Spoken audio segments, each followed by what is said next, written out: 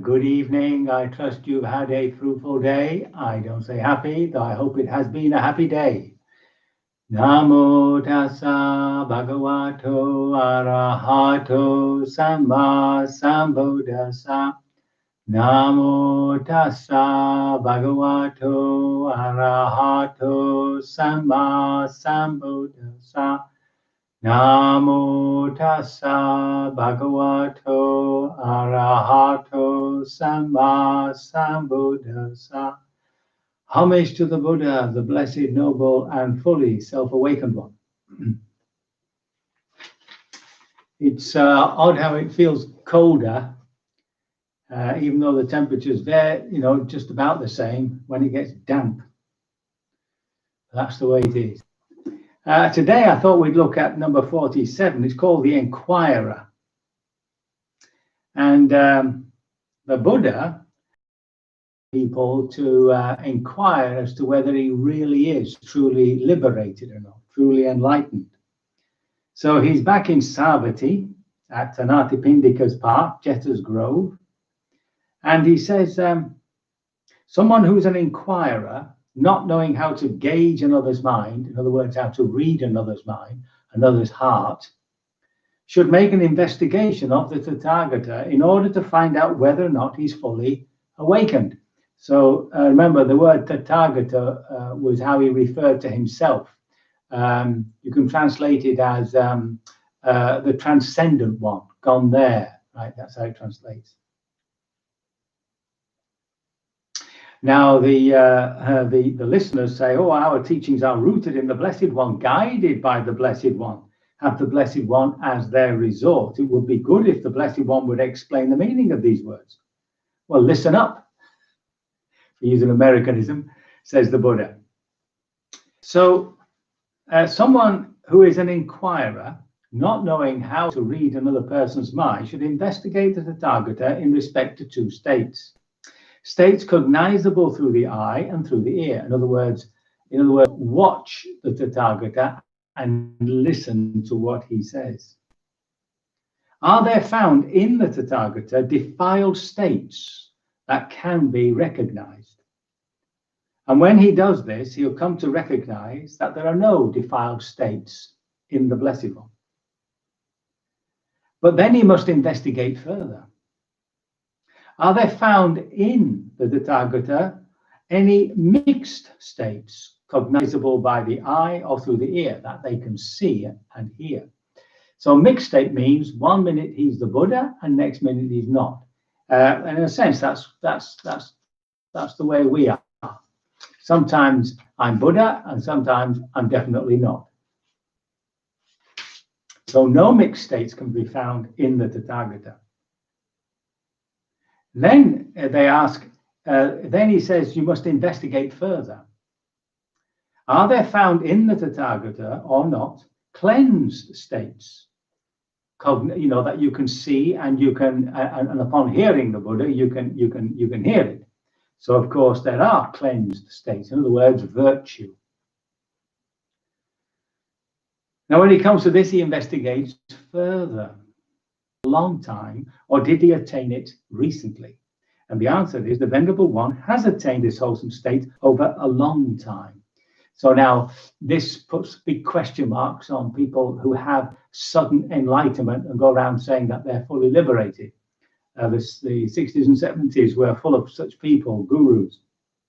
So in other words, the Buddha stresses here that you don't become awakened just as soon as you wake up in the morning. Now you must investigate further. Has the Venerable acquired renown and attained fame, so that the dangers connected with renown and fame are found in him? So once somebody becomes famous, do we see any pride, any conceit, any arrogance, the abuse of power, the abuse of his students? No, this is not to be found in the Buddha. Then you must investigate further. Is the Venerable One restrained out of fear, Or sorry, is the Venerable One restrained without fear or restrained by fear? Does he avoid indulging in sensual pleasure because he is without craving through the destruction of craving? Now, that's an interesting point. Is he pretending to be restrained, or is it because all fear has gone? So that's a difficult one to gather. You'd have to catch the person, you know, and not indulging in sensual pleasures. So, you know, because there is no more craving, there's no more craving or identifying with anything which is pleasurable. So one has to observe carefully, or to stay with somebody for quite some time. There's a story about Ajahn Chah, who had heard about this Arahat, and he went to stay with him. And seemingly, he was with him for quite some time, and was of the growing opinion that maybe this monk was indeed fully liberated.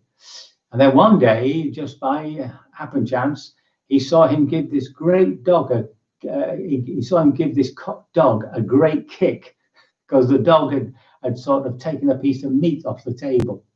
So I think he left after that. So he must investigate even further. What are the Venerable's reasons? Sorry, just a minute, I've missed it here. Connection.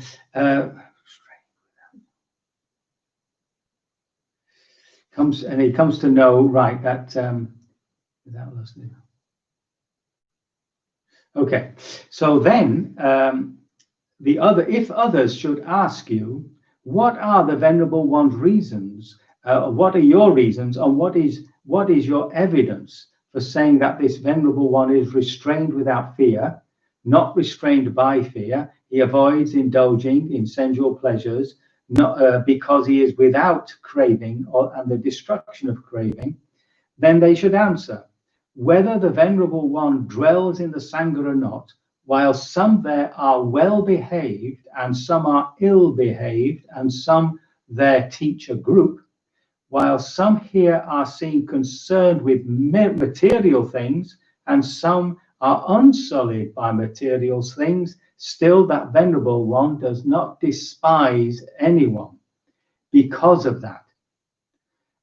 So in other words, one attribute of a fully liberated person is that instead of being angry or despising somebody who can't keep the rules or isn't well behaved, instead he would look upon them with compassion. They are spiritually sick. Now he should question the Tathagata even further. So, and then, so now what we have is a passage where this is repeated, and the Buddha now replies on his own behalf. There are no defiled states cognizable through the eye or through the ear found in the Tathagata. There are no mixed states cognizable through the eye or through the ear found in the Tathagata. In other words, 1 minute he's good and next minute he's bad. Now, are there found in the Tathagata or not cleansed states cognizable through the eye, through the ear? Yes, there are, the Buddha replies. They are my pathway and my domain, yet I do not identify with them. That's a clear point of non-identification with those beautiful virtues of compassion, love, sympathetic joy, etc. A disciple should approach the teacher who speaks to us in order to hear the Dharma. The teacher teaches him the Dharma with its higher and higher levels, with its more and more sublime levels, with its dark and bright counterparts. As the teacher teaches Dharma to the bhikkhu in this way, through direct knowledge of a certain teaching, here in that Dharma, the bhikkhu becomes, or the listener comes to the conclusion about the teachings. He places confidence in the teacher. Thus, the Blessed One is fully enlightened, the Dharma is well proclaimed by the Blessed One, and the Sangha is practicing the good way. Now, if others should ask you, what are the Venerable One's reason and what is his evidence that the Blessed One is fully enlightened, etc., etc., they should answer, here, friends, I approached the Blessed One in order to hear the Dharma. The Blessed One taught me the Dharma with its higher and higher levels, with its more and more sublime levels, with its dark and bright counterparts. As the Blessed One taught the Dharma to me in this way, through direct knowledge of a certain teaching here in that Dharma, I came to the conclusion that and the teachings, and I place confidence in the Buddha. Now, when anyone's faith has been planted, rooted and established in the Tathagata through these reasons, terms and phrases, his faith is said to be supported by reasons rooted in vision and firm. It is invincible by any recluse or Brahmin or God or Mara or Brahmin or anyone in the world. This is how an investigation of the Tathagata in accordance with the Dharma, and this is how the Tathagata is well investigated according to the Dharma. Now, what this is interpreted by in the commentaries is that at this point of stream entry. So at the point of stream entry, remember, a person actually intuits Nibbana. He has a direct experience of Nibbana. And then, of course, that dispels all doubt, because what was before something that he had heard, that he had thought about, that he was practicing towards, he now has as a personal experience. And in that sense, his faith is rooted. And if you go back to those 37 Bodhipakkhya